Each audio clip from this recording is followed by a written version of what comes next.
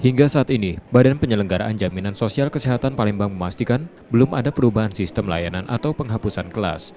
Meski ada isu jika pemerintah akan menghapuskan sistem kelas 1, 2, dan 3 dalam pelayanan BPJS Kesehatan, namun perubahan sistem layanan ataupun penghapusan kelas ini masih belum berlaku. Untuk itu, pihak BPJS Kesehatan Palembang meminta kepada masyarakat agar tidak terlalu khawatir. Pasalnya sistem pelayanan yang baru nanti, yakni KRIS atau kelas rawat inap standar ini, prinsipnya hadir untuk memperbaiki dan menyempurnakan layanan kesehatan yang sudah ada. BPJS Kesehatan Palembang juga mengakui, saat ini tengah melakukan transformasi layanan yang mudah, cepat, dan setara.